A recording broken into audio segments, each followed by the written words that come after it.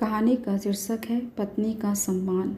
राहुल का तबादला दूसरे शहर के ग्रामीण बैंक में मैनेजर के पद पर हुआ तो पहली बार राहुल किराए के नए घर में शिफ्ट हुआ। पर आज ही सीढ़ियों से फिसलने के कारण मानसी के पैरों में मोच आ गई थी। डॉक्टर ने घर पर आकर पट्टियां तो बांध दी, साथ ही साथ सख्त हिदायत दे दी कि चलना फिरना बिल्कुल मना है।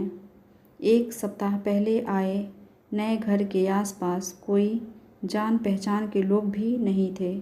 ये तो बहुत अच्छी बात रही कि पिछले कुछ दिनों में मानसी ने किचन के साथ साथ पूरे घर को व्यवस्थित कर लिया था। 4 साल पहले राहुल और मानसी की परिवार वालों की सहमति से अरेंज मैरिज हुई थी। मानसी खुद भी पढ़ने में काफ़ी तेज़ थी और पढ़ लिख कर जीवन में कुछ बनना चाहती थी, लेकिन पापा को कैंसर का पता चला और उसी वक्त राहुल के यहाँ से रिश्ता आया तो मजबूरी के चलते शादी करनी पड़ी। शादी के बाद मानसी पूरी तरह से ससुराल वालों की खुशियों के लिए खुद को न्यौछावर कर दी। वो पूरी तरह से आदर्श बहू बन गई। ससुराल में सब उसकी तारीफ करते नहीं थकते थे। उसके व्यवहार, कार्यकुशलता से सभी प्रभावित थे। कुछ ही दिनों में उसने अपने ससुराल की काया बदल कर रख दी थी। पहले हर चीज़ जैसे तैसे होती थी, अब हर चीज़ साफ सुथरी और व्यवस्थित रहने लगी। खाना भी वो बड़े जतन से बनाती थी। हर लोग उसके बनाए लजीज खाने की खूब तारीफ करते, सिवाय उसके पति राहुल के। राहुल को जरा भी खाने में नमक कम या ज़्यादा लगता या मसाला कम होता तो वो एक और खाना खाकर छोड़ देता था। परसों खीर में थोड़ी चीनी कम क्या हुई। मानसी के लाख मिन्नतों के बाद भी उसने खाने को दोबारा हाथ तक नहीं लगाया। सबसे ज़्यादा राहुल को मटर पनीर पसंद थी। कुछ दिनों पहले जब मटर पनीर बनी और मटर थोड़ी ज़्यादा गल गई तो भी राहुल ने खाना नहीं खाया, जबकि घर के सभी सदस्यों ने खूब मज़े से खाए। मानसी के लाख मिन्नतें करने और मनाने के बाद भी राहुल खाना नहीं खाता था, और राहुल जब भूखा सो जाता तो मानसी भी भूखी सो जाती थी। महीने में कई बार ऐसा होता था। अब पहली बार राहुल नौकरी के लिए घर से दूर आया था।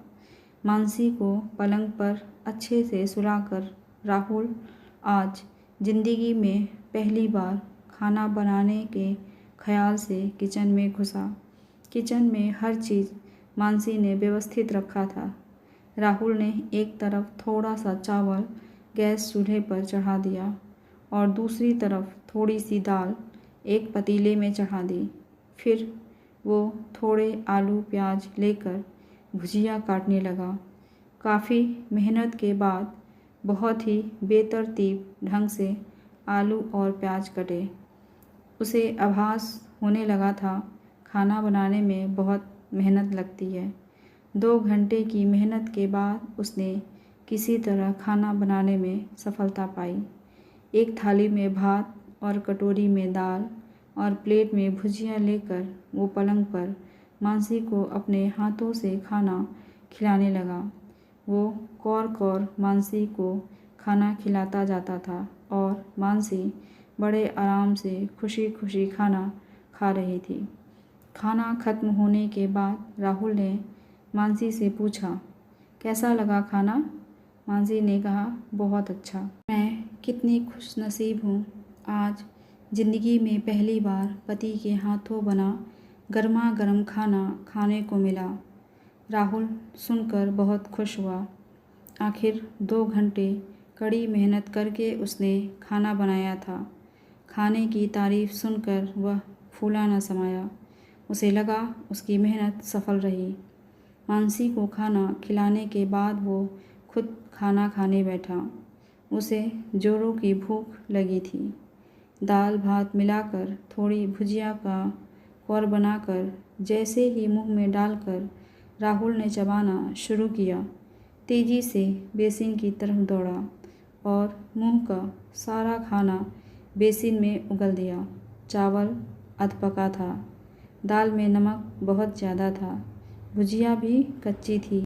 ऐसा घटिया खाना मानसी ने बिना कोई शिकवा शिकायत के खा लिया, सिर्फ इसलिए कि मैंने इतनी मेहनत से बनाया था। छोटी छोटी बात पर पिछले सारे खाना ना खाने वाले वक्त की उसे याद आने लगी। उसके दोनों आँखों से आंसू निकल पड़े। अपने बनाए जिस खाने को वो एक कौर भी न खा सका, मानसी ने बिना कुछ कहे पूरे खाने को खा लिया।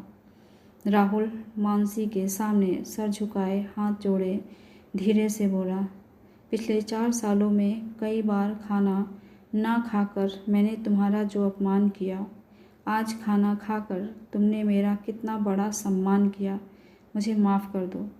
मानसी ने मुस्कुराते हुए कहा, दूध गर्म कर चूड़ा के साथ आज खा लीजिए। 1-2 दिनों में मैं ठीक हो जाऊंगी, फिर आपको कभी शिकायत का मौका नहीं मिलेगा। इसके बाद कोई भी ऐसा वक्त नहीं आया जब मानसी का बनाया खाना राहुल ने खुशी खुशी ना खाया हो।